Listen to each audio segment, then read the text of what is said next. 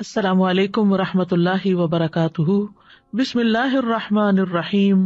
رب اشرح لی صدری ویسر لی امری واحلل عقدۃ من لسانی یفقہوا قولی۔ ومن یطع اللہ والرسول فاولئک مع الذین انعم اللہ علیہم من النبیین والصدیقین والشہداء والصالحین وحسن اولئک رفیقا۔ اور جو شخص اللہ اور رسول کی اطاعت کرتا ہے تو ایسے لوگ ان لوگوں کے ساتھ ہوں گے جن پر اللہ نے انعام کیا، یعنی انبیاء، صدیقین، شہداء اور صالحین کے ساتھ۔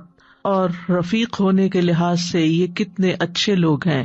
ایک دعا جو ہم ہر نماز کی ہر رکعت میں مانگتے ہیں، اہدنا الصراط المستقیم صراط الذین انعمت علیہم، کہ ہمیں سیدھا راستہ دکھا، ان لوگوں کا راستہ جن پر تو نے انعام کیا، یعنی ہمیں ان لوگوں کے راستے پر چلا جن پر تیرا انعام ہوا، جن سے تو راضی ہو گیا، جن سے تو خوش ہو گیا۔ تو سوال یہ پیدا ہوتا ہے کہ وہ کون خوش قسمت لوگ ہیں جن سے رب کریم راضی ہے اور وہ اس کے انعام کے مستحق ہیں۔ تو اس کا جواب بھی ہمیں سورۃ النساء کی آیت نمبر 69 سے ملتا ہے، وَمَن يُطِعِ اللَّهَ وَالرَّسُولَ فَأُولَٰئِكَ مَعَ الَّذِينَ أَنْعَمَ اللَّهُ عَلَيْهِمْ مِنَ النَّبِيِّينَ وَالصِّدِّيقِينَ وَالشُّهَدَاءِ وَالصَّالِحِينَ وَحَسُنَ أُولَٰئِكَ رَفِيقًا، کہ یہ خوش قسمت لوگ انبیاء ہوں گے، صدیقین ہوں گے، شہداء اور نیک لوگ ہوں گے، اور یہ بہترین ساتھی ہیں، بہترین دوست ہیں۔ جب ہم ان کے بارے میں سنتے ہیں تو ان پر رشک کرتے ہیں، اور پھر ہمارا دل چاہتا ہے کہ ہم بھی ان لوگوں میں شامل ہو جائیں، قیامت کے دن ہمیں بھی ان لوگوں کا ساتھ ملے۔ تو اس کے لیے یہ آیت اتاری گئی، وَمَن يُطِعِ اللَّهَ وَالرَّسُولَ، شرط لگا دی گئی کہ اگر ان لوگوں کا ساتھ چاہیے تو پھر اللہ اور رسول کی اطاعت کرنا ہوگی۔ جو کچھ اللہ اور اس کے رسول نے کہا ہے اس کو ماننا ہوگا، جس چیز سے روکا گیا ہے اس سے رکنا ہوگا۔ انسان اپنی زندگی میں بہت سے کام کرتا ہے، دنیا کے بھی اور دین کے بھی، لیکن بہت سارے کام انسان بغیر کسی نیت اور ارادے کے کرتا چلا جاتا ہے، یا بعض اوقات مرغوبات دنیا کے لیے کر رہا ہوتا ہے۔ ایسا کرنا اطاعت نہیں کہلاتا۔ اطاعت کے لیے نیت اور ارادہ ضروری ہے کہ یہ کام میں اللہ کی رضا کے لیے کر رہا ہوں۔ تو وہ شخص جو اس بات کی خواہش رکھتا ہو کہ قیامت کے دن نیک لوگوں میں اٹھایا جائے، تو اسے پھر اللہ اور اس کے رسول کی اطاعت کرنا ہوگی، اپنے معاملات کو اللہ کی رضا کے تابع کرنا ہوگا۔ اگر دیکھا جائے تو ساری کائنات اللہ کی تابع دار ہے۔ اللہ سبحانہ تعالیٰ کے مقرر کردہ قانون کی ماتحتی میں ہر کوئی چل رہا ہے۔ سورج ہو، ستارے ہوں، سیارے ہوں، درخت ہوں، موسم ہو، ہوائیں ہوں، بادل ہوں، بارشیں ہوں، یہ سب کچھ اللہ کی اطاعت کے مطابق کام کر رہے ہیں۔ تو ایک بندہ مومن کے لیے ضروری ہے کہ اس کی سوچ، اس کی خواہش، اس کے جذبات، اس کی دلچسپیاں، اس کے تعلقات، اس کی محبت اور نفرت، سب کے سب اللہ کی اطاعت میں رنگ جائیں۔ ہم اللہ کے بندے ہیں، کسی اور کے نہیں۔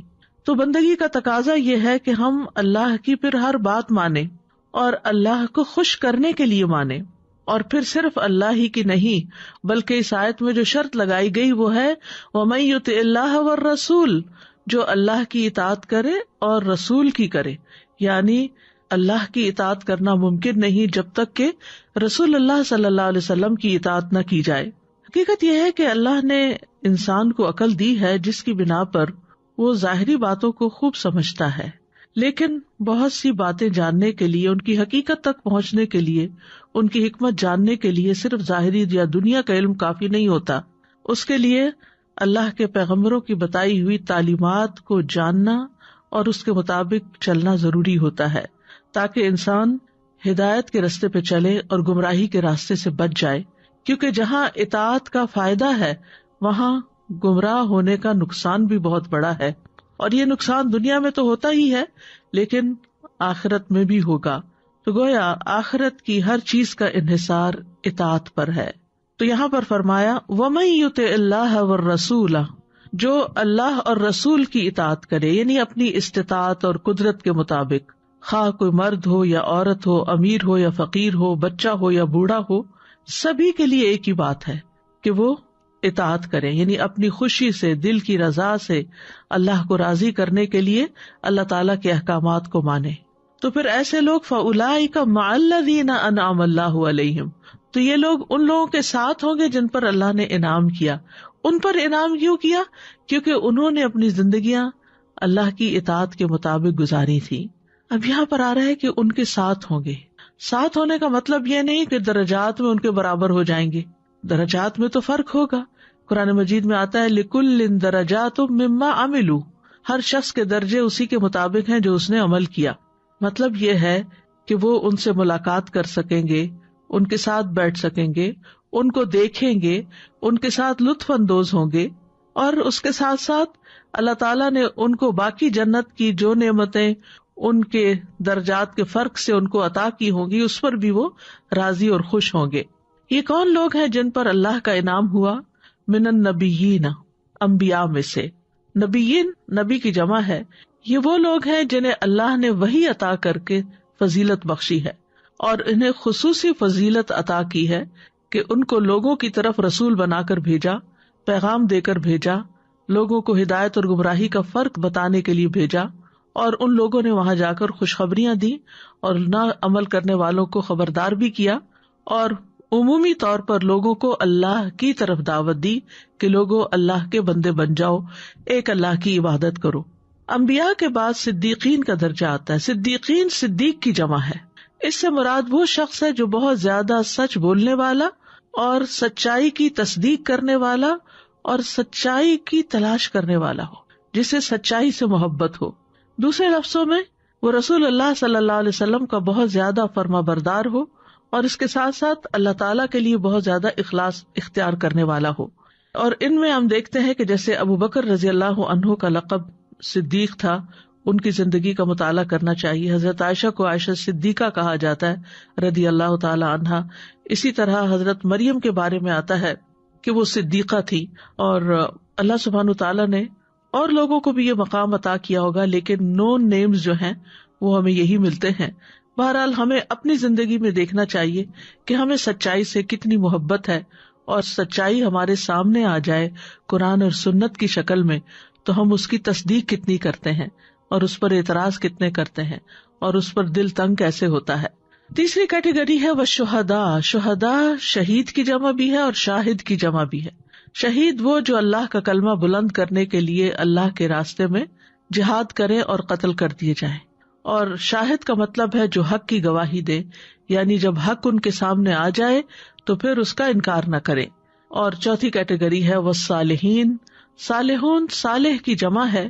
اس سے مراد ہر وہ شخص ہے جو اللہ کے حقوق دینے والا اور بندوں کے حقوق قائم کرنے والا، یعنی حقوق اللہ اور حقوق العباد کی ادائیگی کرنے والے صالحین ہوتے ہیں.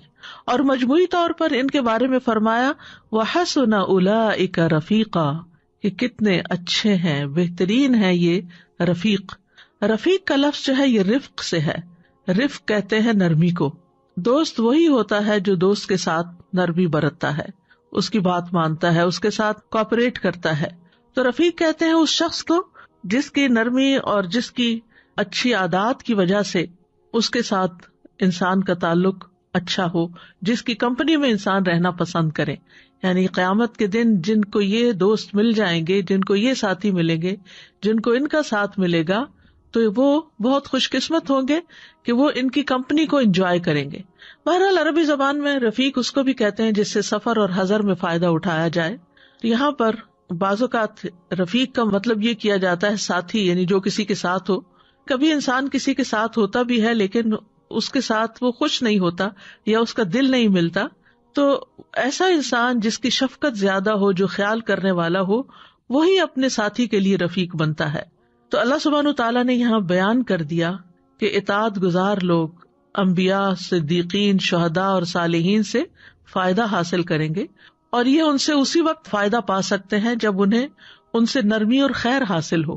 تو ہم صالح ہیں یا نہیں، اس کا اندازہ کس چیز سے لگا سکتے ہیں کہ ہمارے دل میں دوسروں کے لیے کتنی خیر خواہی ہے، ہم ان کے ساتھ کیسا معاملہ کرتے ہیں، کیا ہم ان کا خیال رکھتے ہیں یا نہیں.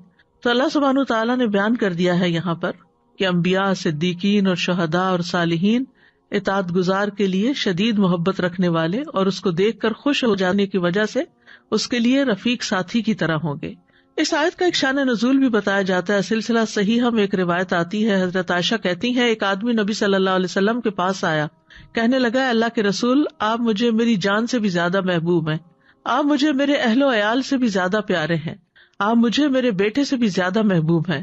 جب میں گھر میں ہوتا ہوں اور آپ مجھے یاد آتے ہیں تو مجھ سے صبر نہیں ہو پاتا، حتیٰ کہ میں آپ کے پاس آ جاتا ہوں اور آپ کا دیدار کر لیتا ہوں.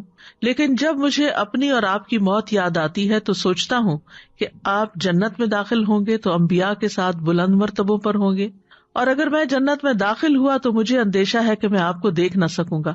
نبی صلی اللہ علیہ وسلم نے کوئی جواب نہ دیا، حتیٰ کہ جبریل علیہ السلام یہ آیت لے کر نازل ہوئے، وَمَن يُطِعِ اللَّهَ وَالرَّسُولَ فَأُولَٰئِكَ مَعَ الَّذِينَ أَنْعَمَ اللَّهُ عَلَيْهِم مِّنَ النَّبِيِّينَ وَالصِّدِّيقِينَ وَالشُّهَدَاءِ وَالصَّالِحِينَ وَحَسُنَ أُولَٰئِكَ رَفِيقًا. اور یہ ایک حقیقت ہے کہ انسان اسی کے ساتھ ہوگا جس سے وہ محبت کرتا ہے. ایک حدیث میں آتا ہے، ابو ذر رضی اللہ عنہ کہتے ہیں میں نے عرض کیا یا رسول اللہ صلی اللہ علیہ وسلم، ایک آدمی کسی قوم سے محبت کرتا ہے لیکن ان جیسے اعمال کرنے کی قدرت نہیں رکھتا تو اس کا کیا حکم ہے؟ آپ نے فرمایا اے ابو ذر، آخرت میں تم اس کے ساتھ ہوگے جس سے تم محبت کرتے ہوگے. میں نے کہا میں اللہ اور اس کے رسول سے محبت کرتا ہوں. آپ نے فرمایا اے ابو ذر، تم اسی کے ساتھ ہوگے جس سے تم محبت کرتے ہو. تو نیک لوگوں کی صحبت کا فائدہ دنیا میں بھی ہے اور آخرت میں بھی ہے. دنیا میں انسان صرف ان کے رویے سے، ان کی خاموشی سے، ان کے معاملات سے بہت کچھ سیکھتا ہے اور اپنی اصلاح کر لیتا ہے، اور ان کی محبت کی وجہ سے انسان کے اندر نیک بننے کی خواہش پیدا ہو جاتی ہے کہ میں بھی ان جیسا بنوں. وہ ان پر رشک کرتا ہے اور اس کو ان سے خیر ہی خیر ملتی ہے.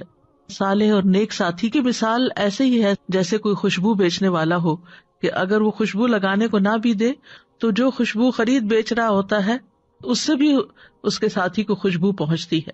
یعنی اگر کوئی ایکٹیولی آپ کو کچھ دیتا نہیں بھی، مثلا کوئی تعلیم نہیں دیتا، کوئی نصیحت نہیں بھی کرتا، لیکن انڈائریکٹلی آپ بہت کچھ ایسی کمپنی میں سیکھ جاتے ہیں. اور آخرت میں تو صحبت صالح جنت میں داخلے اور مغفرت کا سبب ہے. امام مالک سے کسی نے پوچھا مجھے ایسا عمل بتائیے جو مجھے جنت میں داخل کر دے.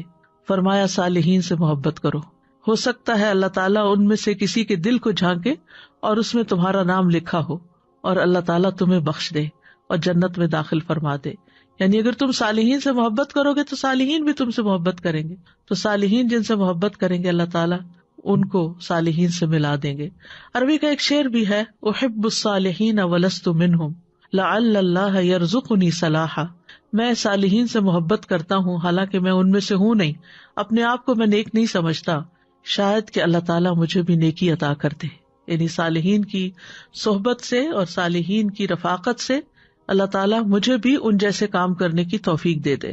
تو یہاں پر جو شرط ہے صالحین کے ساتھ ہونے کی قیامت کے دن وہ ہے اللہ اور رسول کی اطاعت. اطاعت کا لفظ جو ہے یہ عربی زبان کا لفظ ہے اور اطاع یطیع سے ہے. اس کا مادہ طا واو عین ہے اور یہ لفظ ساتھی بنانے اور فرما برداری کرنے پر دلالت کرتا ہے. لیکن یہ تو لغوی معنی ہے. اطاعت کا شرعی معنی ہے. کفوی کہتے ہیں کہ اطاعت یہ ہے کہ جن چیزوں کا حکم دیا گیا ہو ان کو بجا لانا چاہیے چاہے وہ مستحب ہی کیوں نہ ہو، اور جن چیزوں سے منع کیا گیا ہو ان سے بچ جانا چاہیے چاہے وہ مکروہ ہی کیوں نہ ہو. ابن عربی کہتے ہیں حقیقت میں حکم کی تعمیل کرنا اطاعت ہے، جیسا کہ نافرمانی اطاعت کے برعکس ہے، اور نافرمانی سے مراد حکم کی مخالفت کرنا ہے. یعنی کسی کا حکم ماننا دراصل اس کی اطاعت کرنا ہے. تو اطاعت کا ایک ظاہری پہلو ہوتا ہے اور ایک باطنی پہلو ہوتا ہے. ظاہری طور پر اطاعت اللہ تعالیٰ کے احکامات کی تعمیل بجا لانا، اور باطنی طور پر اللہ اور اس کے رسول کے حکم پر راضی ہونا ہے.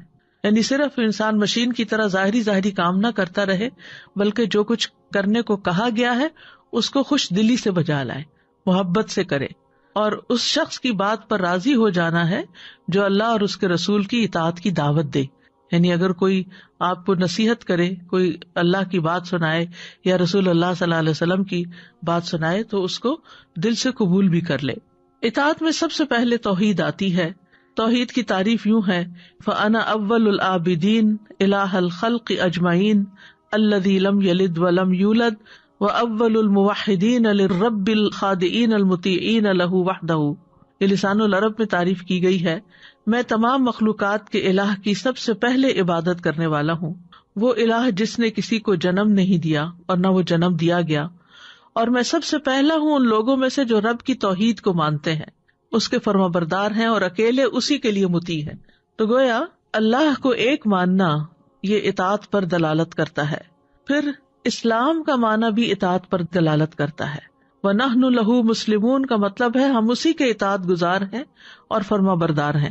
تیسرا معنی قنوت میں بھی آتا ہے، فرما برداری کرنا۔ مجاہد کہتے ہیں کل لہ قانتون، یعنی سب اس کے اطاعت گزار ہیں۔ پھر اسی طرح الانقیاد والاتباع، مطیع ہو جانا اور پیروی کرنا۔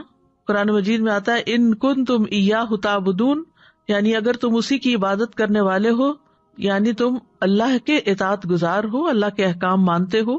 پھر دین کا معنی بھی اطاعت ہے، ان الدین عند اللہ الاسلام۔ ابو جعفر الطبری کہتے ہیں کہ اس مقام پر الدین سے مراد اطاعت اور ذلت ہے۔ پھر نمبر 6 ہے اخبات، عاجزی کرنا۔ وبشر المخبتین، یعنی اللہ سبحانہ تعالی جس کی شان بلند ہے وہ فرماتا ہے کہ اے محمد صلی اللہ علیہ وسلم آپ خوشخبری دے دیجیے ان لوگوں کو جو اطاعت کے ساتھ اس کی فرما برداری کرنے والے ہیں۔ تو مخبتین کون ہے؟ جو فرما برداری کرنے والے، اس کی عبودیت کو تسلیم کرنے والے ہیں اور توبہ کے ساتھ اس کی طرف رجوع کرنے والے ہیں۔ پھر طاعت کا معنی تسخیر بھی ہے، کسی کو مسخر کرنا، تابع کرنا۔ اور 8واں معنی التنسک ہے، یعنی عبادت کرنا۔ واسجد واقترب میں اللہ کے لیے نماز پڑھنا اور اللہ کی اطاعت کر کے اللہ کے قریب ہو جانا۔ اسلام جس کو ہم اپنے دین کے طور پر مانتے ہیں، یہ ہے ہی مکمل اطاعت کا نام، اپنے آپ کو اللہ کے حوالے کر دینے کا نام۔ آپ صلی اللہ علیہ وسلم سے اسلام کے بارے میں پوچھا گیا تو آپ نے فرمایا یہ کہ تم اپنا دل اللہ کے سپرد کر دو، اور یہ کہ تم اپنے چہرے کا رخ اللہ کی طرف کر دو، یعنی دل و جان سے اللہ کے فرما بردار بن جاؤ۔ حدیث میں آتا ہے رسول اللہ صلی اللہ علیہ وسلم نے فرمایا مومن فرما بردار اونٹ کی طرح ہوتا ہے، اسے جہاں لے جایا جائے وہ چل پڑتا ہے۔ یعنی جب اللہ کا حکم آ جائے تو پھر مومن کیا کرتا ہے؟ جھک جاتا ہے اور وہ کام کرنے میں کوئی آر محسوس نہیں کرتا، وہ بندوں کی باتوں کے مقابلے میں اللہ کی بات کو ترجیح دیتا ہے۔ زمین و آسمان کی ہر چیز اللہ کی مطیع ہے۔ قرآن مجید میں آتا ہے وَلَهُ أَسْلَمَ مَن فِي السَّمَاوَاتِ وَالْأَرْضِ طَوْعًا وَكَرْهًا وَإِلَيْهِ يُرْجَعُونَ، آسمانوں اور زمین میں جو کچھ بھی ہے، خوشی اور ناخوشی، اسی کا فرما بردار ہے۔ فرشتے بھی اللہ کی اطاعت کر رہے ہیں۔ لا يعصون اللہ ما امرهم ويفعلون ما يؤمرون، سورۃ التحریم میں آتا ہے اللہ انہیں جو حکم دے وہ اس کی نافرمانی نہیں کرتے، اور وہی کچھ کرتے ہیں جو انہیں حکم دیا جاتا ہے۔ ایک اور جگہ پر آتا ہے سورۃ النحل میں یخافون ربهم من فوقهم ويفعلون ما يؤمرون، وہ اپنے رب جو ان کے اوپر ہے اس سے ڈرتے ہیں اور وہی کرتے ہیں جو انہیں حکم دیا جاتا ہے۔ پھر رسولوں کو بھیجنے کا مقصد بھی کیا ہے کہ ان کی اطاعت کی جائے۔ وما ارسلنا من رسول الا ليطاع باذن اللہ، اسی طرح ہمیں رسول اللہ صلی اللہ علیہ وسلم کی اطاعت کا حکم دیا گیا، یہاں تک کہا گیا کہ رسول کی اطاعت دراصل اللہ ہی کی اطاعت ہے۔ ومن يطع الرسول فقد اطاع اللہ، جو رسول کی فرما برداری کرے تو بے شک اس نے اللہ کی فرما برداری کی۔ اور پھر اطاعت کرنا ایمان کی علامت ہے۔ وَأَطِيعُوا اللَّهَ وَرَسُولَهُ إِن كُنتُم مُؤْمِنِينَ، اور اللہ اور اس کے رسول کا حکم مانو اگر تم مومن ہو۔ ایمان والوں کا قول کیا ہوتا ہے کہ جب انہیں کوئی حکم ملتا ہے تو وہ کہتے ہیں سمعنا وَأَطَعْنَا، ہم نے سنا اور ہم مان گئے۔ تو انہی لوگوں کے بارے میں آتا ہے سورۃ النور میں وَأُولَٰئِكَ هُمُ الْمُفْلِحُونَ، کہ یہی لوگ فلاح پانے والے ہیں۔ اور یاد رکھیے کہ ایسا نہیں کہ ہمیں کوئی چوائس ہے کہ تم مانتے ہو تو مانو، نہیں تو نہیں۔ اگر کوئی شخص اللہ کا حکم آنے کے بعد نہیں مانتا تو وہاں بھی اللہ کی نافرمانی کا ارتکاب کرتا ہے، اور ایسا کرنا انسان کے حق میں بہت ہی نقصان دہ ہے۔ سورۃ الاحزاب میں آتا ہے وَمَا كَانَ لِمُؤْمِنٍ وَلَا مُؤْمِنَةٍ إِذَا قَضَى اللَّهُ وَرَسُولُهُ أَمْرًا أَن يَكُونَ لَهُمُ الْخِيَرَةُ مِنْ أَمْرِهِمْ وَمَن يَعْصِ اللَّهَ وَرَسُولَهُ فَقَدْ ضَلَّ ضَلَالًا مُبِينًا، کسی مومن مرد اور عورت کو یہ حق نہیں کہ جب اللہ اور اس کا رسول کسی کام کا فیصلہ کر دے تو ان کے لیے اپنے معاملے میں کچھ اختیار باقی رہ جائے، اور جو اللہ اور اس کے رسول کی نافرمانی کرے تو یقیناً وہ صریح گمراہی میں جا پڑا۔ پھر اسی طرح مسلمانوں کے درمیان اگر اختلافات ہو جائیں تو ان کے حل کے لیے بھی اللہ اور اس کے رسول کی طرف لوٹنے میں ہی رجوع کرنے میں خیر ہے۔ پھر اسی طرح گمراہی سے بچنے کے لیے اللہ اور اس کے رسول کو تھامنا بہت ضروری ہے، یعنی مراد ہے کتاب اللہ اور سنت نبی ہی۔ نبی صلی اللہ علیہ وسلم نے فرمایا ترکت فیکم امرین لن تضلوا ما تمسکتم بہما کتاب اللہ و سنت نبیہ، میں تم میں 2 چیزیں چھوڑ کر جا رہا ہوں، تم ہرگز گمراہ نہ ہوگے جب تک ان دونوں کو مضبوطی سے تھام کر رکھو گے، ایک اللہ کی کتاب اور دوسرے اس کے نبی کی سنت۔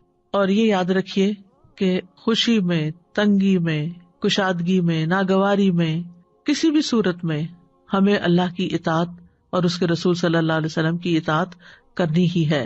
اور اللہ سبحانہ تعالیٰ ہمیشہ اس دین میں ایسے پودے لگاتا رہے گا جنہیں وہ اپنی فرما برداری میں استعمال کرے گا۔ یہ سنن ابن ماجہ کی روایت کے الفاظ ہیں کہ رسول اللہ صلی اللہ علیہ وسلم نے یہ بات فرمائی۔ اور یاد رکھیے اطاعت کے انسان کو بہت فائدے بھی حاصل ہوتے ہیں۔ یہ فائدے جاننا اس لیے بھی ضروری ہے کہ انسان کے اوپر پھر اطاعت کرنا آسان ہو جاتا ہے۔ سب سے پہلے تو یہ کہ انسان کو سیدھے رستے کی ہدایت مل جاتی ہے۔ فرمایا واتبعوہ لعلکم تہتدون، اور تم اس نبی کی پیروی کرو تاکہ تم ہدایت پا جاؤ، کیونکہ ہدایت کا معیار قرآن مجید میں یہی رکھا گیا، وَإِن تُطِيعُوهُ تَهْتَدُوا، اگر تم اس نبی کا حکم مانو گے تو ہدایت پا جاؤ گے۔ پھر اسی طرح اللہ کی رحمت ملتی ہے۔ فرمایا وَأَطِيعُوا اللَّهَ وَالرَّسُولَ لَعَلَّكُمْ تُرْحَمُونَ، اور اللہ اور رسول کا حکم مانو تاکہ تم پر رحم کیا جائے۔ پھر آتا ہے وَأَقِيمُوا الصَّلَاةَ وَآتُوا الزَّكَاةَ وَأَطِيعُوا الرَّسُولَ لَعَلَّكُمْ تُرْحَمُونَ، یہاں نماز قائم کرنے اور زکوٰۃ دینے کا حکم دیا جا رہا ہے، اور اس کے ساتھ ساتھ رسول کی اطاعت کا حکم دیا گیا ہے۔ کیوں؟ تاکہ تم رحم کیے جاؤ۔ پھر اسی طرح اللہ کی محبت ملتی ہے جب انسان رسول کی پیروی کرتا ہے۔ قل ان کنتم تحبون اللہ فاتبعونی یحببکم اللہ، آپ کہہ دیجئے کہ اگر تم اللہ سے محبت رکھتے ہو تو میری پیروی کرو، اللہ تم سے محبت کرے گا۔ پھر اسی طرح اللہ اور رسول کی اطاعت سے انسان کو زندگی ملتی ہے۔ یا ایھا الذین آمنوا استجیبوا للہ وللرسول اذا دعاکم لما یحییکم، اے لوگو جو ایمان لائے ہو، اللہ اور رسول کی دعوت قبول کرو جب وہ تمہیں اس چیز کی دعوت دے جو تمہیں زندگی بخشتی ہے۔ اللہ اور اس کے رسول کی اطاعت سے انسان کو کامیابی نصیب ہوتی ہے۔ وَمَن یُطِعِ اللَّهَ وَرَسُولَهُ فَقَدْ فَازَ فَوْزًا عَظِیمًا، جو اللہ اور اس کے رسول کی فرما برداری کرے تو یقیناً اس نے بہت بڑی کامیابی حاصل کر لی۔ پھر پل صراط پر نور اس کو ملے گا جو اللہ اور رسول پر ایمان لائے گا اور ان کی اطاعت کرے گا۔ اللہ اور رسول کی اطاعت کرنے والے کے لیے جنت ہے۔ سورۃ النساء میں آتا ہے وَمَن یُطِعِ اللَّهَ وَرَسُولَهُ يُدْخِلْهُ جَنَّاتٍ تَجْرِی مِن تَحْتِهَا الْأَنْہَارُ خَالِدِینَ فِیہَا وَذَلِکَ الْفَوْزُ الْعَظِیمُ وَمَن یَعْصِ اللَّهَ وَرَسُولَهُ وَیَتَعَدَّ حُدُودَهُ يُدْخِلْهُ نَارًا خَالِدًا فِیہَا وَلَهُ عَذَابٌ مُہِینٌ، جو اللہ اور اس کے رسول کا حکم مانے وہ اسے جنتوں میں داخل کرے گا جن کے نیچے سے نہریں بہتی ہیں، وہ ان میں ہمیشہ رہنے والے ہیں، اور یہی بہت بڑی کامیابی ہے۔ اور جو اللہ اور اس کے رسول کی نافرمانی کرے اور اس کی حدوں سے تجاوز کرے تو وہ اسے آگ میں داخل کرے گا، اس میں ہمیشہ رہنے والا ہے اور اس کے لیے رسوا کن عذاب ہے۔ تو اللہ اور اس کے رسول کے اطاعت کا فائدہ ہے اور نافرمانی کے نقصانات ہیں۔ ایک جگہ پر اسے کفر سے بھی تعبیر کیا گیا۔ سورۃ آل عمران میں آتا ہے قل اطیعوا اللہ والرسول فإن تولوا فإن اللہ لا يحب الکافرین، کہہ دیجیے اللہ اور رسول کا حکم مانو، پھر اگر وہ منہ پھیر لیں تو بے شک اللہ کافروں سے محبت نہیں رکھتا۔ پھر ایک جگہ پر آتا ہے کہ اللہ اور اس کے رسول کی اطاعت سے روگردانی نفاق کی علامت ہے۔ وَإِذَا قِيلَ لَهُمْ تَعَالَوْا إِلَىٰ مَا أَنزَلَ اللَّهُ وَإِلَى الرَّسُولِ رَأَيْتَ الْمُنَافِقِينَ يَصُدُّونَ عَنْكَ صُدُودًا، اور جب ان سے کہا جائے کہ جو کچھ اللہ نے نازل کیا اس کی طرف اور رسول کی طرف آؤ، تو آپ منافقوں کو دیکھیں گے کہ آپ سے منہ موڑ لیتے ہیں۔ منہ موڑنا، اللہ اور رسول کی اطاعت نہ کرنا گمراہی کا باعث ہے۔ فرمایا وَمَن يَعْصِ اللَّهَ وَرَسُولَهُ فَقَدْ ضَلَّ ضَلَالًا مُبِينًا، اور جو کوئی اللہ اور اس کے رسول کی نافرمانی کرے تو یقیناً وہ گمراہ ہو گیا، واضح گمراہ ہونا۔ پھر اللہ اور اس کے رسول کی مخالفت جو ہے یہ فتنوں اور عذاب کا باعث ہے۔ اللہ اور اس کے رسول کی مخالفت پر وعید بھی آئی ہے، اور نبی صلی اللہ علیہ وسلم کی اطاعت نہ کرنے والے کا نبی صلی اللہ علیہ وسلم سے کوئی تعلق نہیں، یعنی جو آپ کے طریقے سے بے رغبتی اختیار کرے وہ آپ میں سے نہیں۔ فرمایا ومن رغب عن سنتی فلیس منی. تو آپ دیکھیے کہ سنتیں جو ہیں ان کی دو قسمیں ہوتی ہیں، ایک سنت موقدہ ہے اور ایک غیر موقدہ ہے. یہ صرف نماز میں نہیں باقی زندگی میں بھی ہے. اس کا یہ مطلب نہیں کہ جن سنتوں کی بہت تاکید نہیں کی گئی ان کو پورا نہیں کرنا چاہیے، ان پر عمل نہیں کرنا چاہیے. دونوں طرح کی سنتوں پر عمل کرنا چاہیے، اور جو جتنا زیادہ سنت کا پیروکار ہوگا اس کو اتنا زیادہ پھر تقرب ملے گا. حضرت عائشہ کہتی ہیں کہ رسول اللہ صلی اللہ علیہ وسلم نے فرمایا جو میری سنت پر عمل نہ کرے وہ مجھ سے نہیں، یعنی آپ اس کو اپنے سے الگ کرتے ہیں. اور انسان جب نبی صلی اللہ علیہ وسلم کی مخالفت کرتا ہے تو وہ سراسر گمراہی کے راستے پر نکل جاتا ہے، کیونکہ ہدایت ملتی ہی ان لوگوں کے راستے پر چلنے سے ہے جن پر اللہ نے انعام کیا ہو، اور ان میں انبیاء ہیں اور انبیاء کے سردار محمد صلی اللہ علیہ وسلم ہیں جن کی سنت محفوظ ہے. تو اطاعت نہ کرنا سراسر نقصان کا باعث ہے. تو آپ کی اطاعت دونوں سنتوں پر کرنی چاہیے. مطلب ایک تو وہ سنتیں ہیں جو ہدایت پر مبنی ہیں، جن میں آپ کو کلیئر دین کے احکامات ملتے ہیں. دوسری جو ہیں وہ زائد ہوتی ہیں اور بہت ناپسندیدہ اور نہایت برا عمل شمار ہوتی ہیں.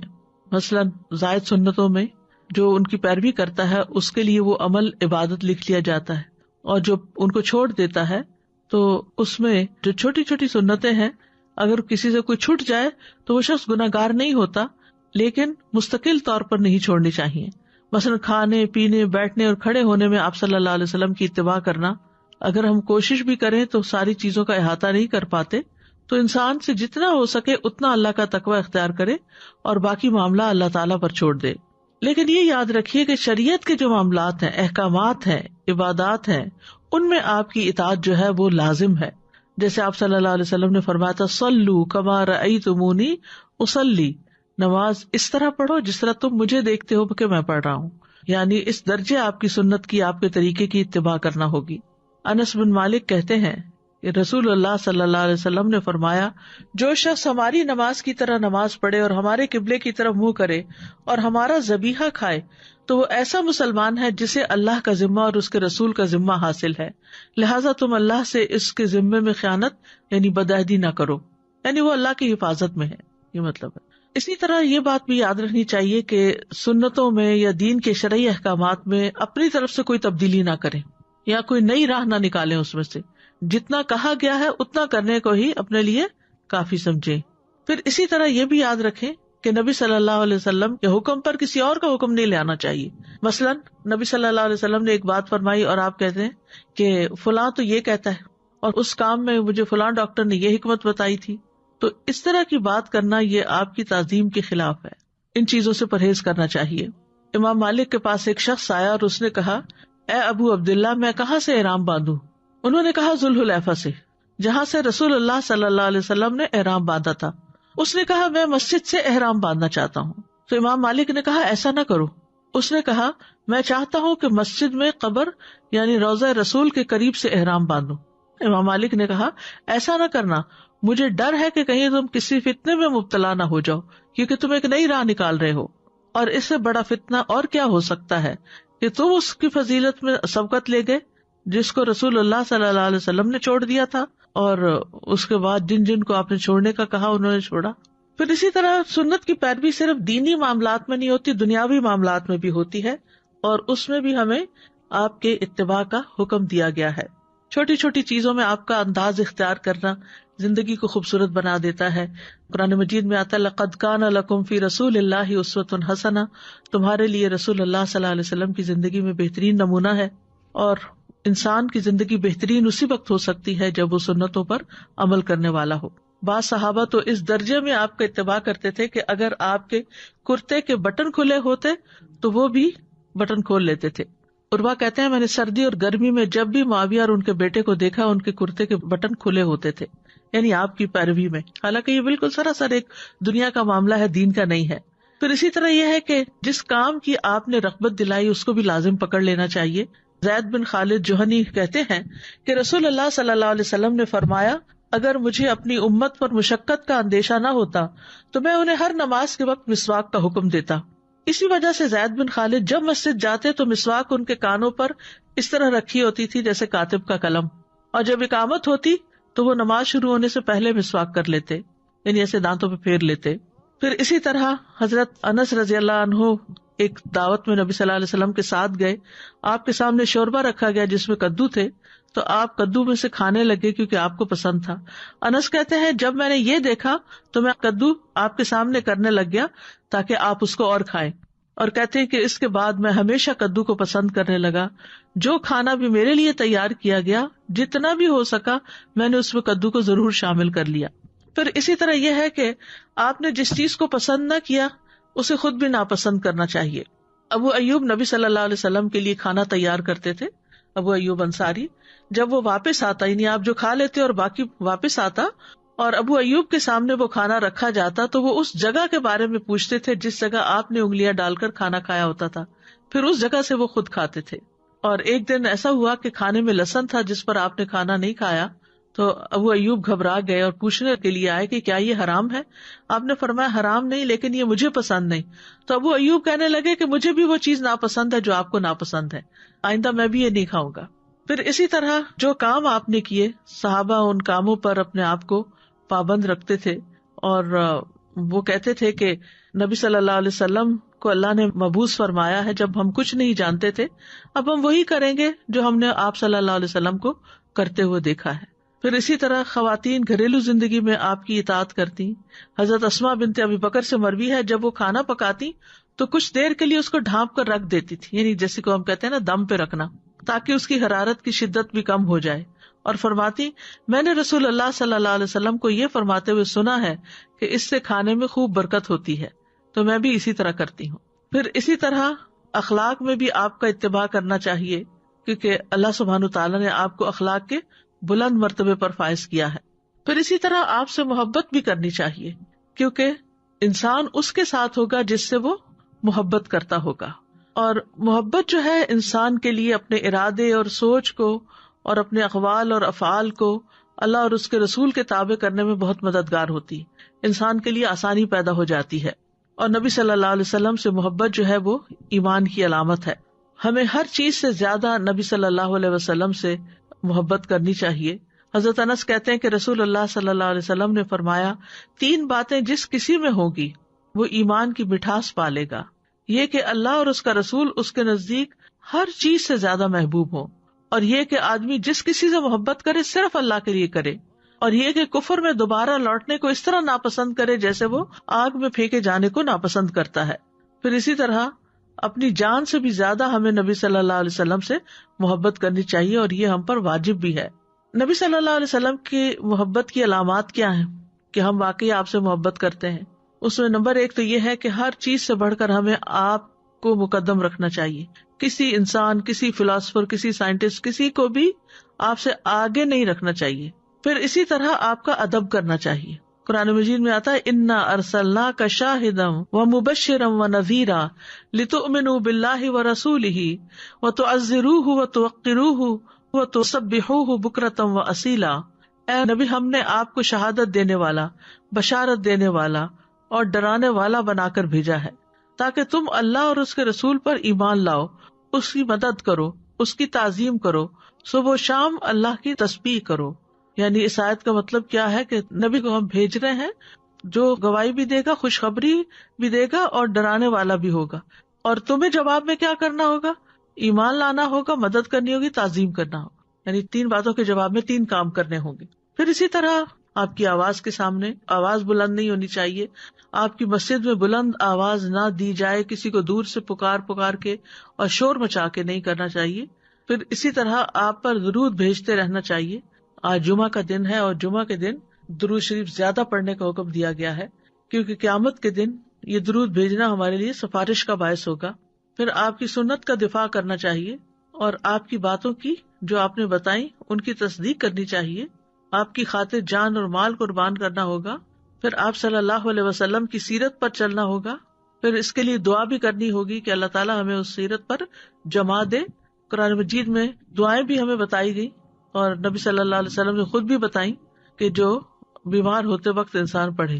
حضرت عائشہ کہتی ہیں کہ میں نے رسول اللہ صلی اللہ علیہ وسلم کو فرماتے ہوئے سنا, جو نبی بھی بیمار ہوتا ہے تو اسے دنیا اور آخرت کا اختیار دیا جاتا ہے.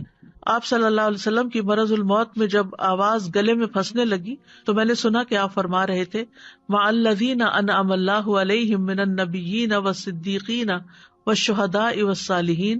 اس وقت میں سمجھ گئی کہ آپ کو بھی اختیار دے دیا گیا ہے. تو ہم سب کو عمومی طور پر بھی اللہ کی نافرمانی سے بچنے کی دعا کرنی چاہیے. نبی صلی اللہ علیہ وسلم نے یہ دعا سکھائی ہے، اللہم حبب الینا الایمان وزینہ فی قلوبنا وکرہ الینا الکفر والفسوق والعصیان.